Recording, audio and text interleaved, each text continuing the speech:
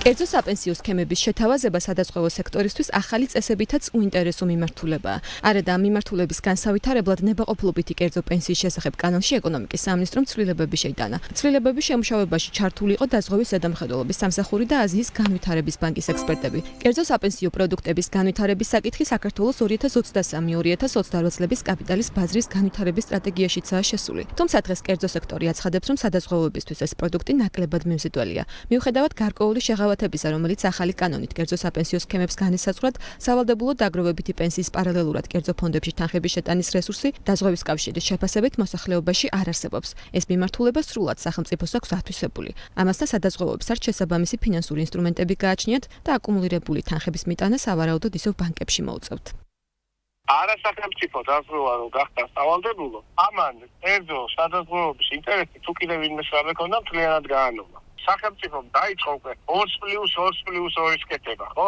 ამას კერძო მართავს თუ სახელმწიფო მართავს, ნებისმიერ შემთხვევაში მსგავსია ერთმანეთის. და რაც უფრო დიდია ფული, მით უფრო კარგად იმართება. ეხლა 8 მილიარდზე და 6 მილიარდზე დაწევა კერძო სადაზღვევო კომპანიებს თავისი 6 მილიონით, რა კანონის არ შეიცვალოს, ვერასოდეს ვერ იქნება. თუ ეს მასიური არ არის, აზრი არ აქვს, ორ კაცს რო შეუძლია რაღაცა ფული დააგროვოს. მასიური ვერ იქნება, იმიტომ რომ სახელმწიფო უკვე ართმევს 2+2+2 და ბ ჩვენ ხედავთ პარამეტრებით, რომ საკვებისა და მედიკამენტის უზრუნველყოფა უჭირს მოსახლეობას და მისი გრძელვადიანი დაბადების ნაწილი ამ სიაში შეიძლება იყოს 50 ადგილად. თან არის კონკურენტი პირდაპირ შექმნილი. პირობოდა გიგანტი და ასე ვთქვათ, იმას ვერ აცილდები ვერანაირად. ამიტომ სახელმწიფოს ნაწილში თან სავალდებულოების და უალტერნატივობის ნაწილში მეტი დაგროვების რესურსი ჩემი აზრით აღარ არსებობს.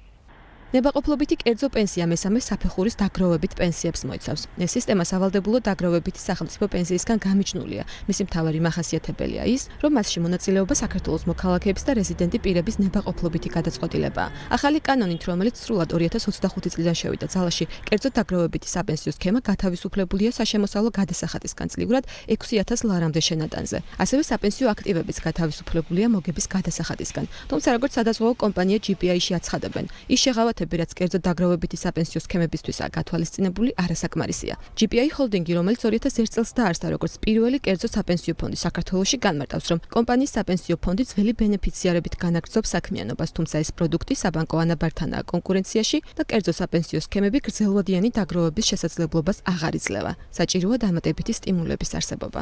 დაინტერესება ამ მიმართულებით საქართველოში ნაკლებია ძალიან, ხოლო ჩვენი ძველი ისტორიული კლიენტები ანხორციელებენ დღესაც ამ მიმართულებით საპენსიო დანაზოგების განხორციელებას, მივესალმებით იმას, რომ გარკვეული ცვლილებები განხორციელდეს ამ მიმართულებაში, რაც მოგცემს საშუალებას, რომ ჩვენ კიდევ და კიდევ განვავითაროთ ეს კერძო საპენსიო ფონდები და უფრო ხელშესახები ბენეფიტები შევთავაზოთ იმ ადამიანებს, ვინც შეძლებენ კერძო საპენსიო ფონდში ჩართვას. დღეს დაბალი პროცენტია და ფაქტობრივად გამოდის, რომ ჩვენ და ბანკის ანაბარი ვართ კონკურენციაში და ეს ფიზიკურად ვერ იქნება გრძელვადიანი დაგროვების წინაპირობა. ამისთვის მნიშვნელოვანია გარკვეული ცვლილებების განხორციელება, რაც მოგცემს საშუალებას, რომ უფრო მეტი პროცენტი დავარიცხოთ გრძელვადიან მომხმარებლებს. ახალი წესებით კერძო საპენსიო სქემა რეგისტრაციას და ზედამხედველობას ექვემდებარება. პასუხისმგებელი დაზღვევის ზედამხედველობის სამსახურია, მან უნდა შეამოწმოს კანონთან შესაბამისობა და ყველა საპენსიო სქემის რეესტრი აწარმოოს. მიუხედავად სადაზღვევო სექტორის გამოთქმული მოსაზრებებისა, დაზღვევის ზედამხედველობის სამსახურში მიაჩნიათ, რომ სადაზღვევო კომპანიებს და აქტივების მმართველებს შესაძლებლობა ექნებათ ამ ტიპის სქემებით მოსახლეობის მაღალანაზღაურებადი ნაწილი მოიზიდონ. ამისთვის სამსახურმა 18 კანონქვემდებარე აქტი მოამზადა და შეიმუშავა. კიდე ერთი რომ მიიღო მონაწილეობა, ცხადე შემოსავლები უფრო მაღალი უნდა კონდეს, რომ შენ ეს ყველა ხარჯების მერე კიდე რაღაც დანაზოგი გადადო ამისათვის, მაგრამ გარკვეული კატეგორიის ხალხს ეს შეუძლია, გარკვეულ სამსახურებში მაღალი ხელფასებია, გარკვეული მიმართულებები და იმ სამსახურებში ცხადია ეს შესაძლებელი იქნება, ვისაც შეუძლია კანონმდებლობით მინიჭებული აქვს უფლება, ეს არიან სადაზღვევო კომპანიები და ასევე შეუძლია სხვებმაც შექმნან, მაგრამ მათ უნდა აქტივების მართვაზე უნდა კომპანია საინვესტიციო ჯგუფი უნდა დაიქირავონ, ვისაც ნებართვა აქვს მიღებული აქტივების მართვაზე ეროვნული ბანკიდან.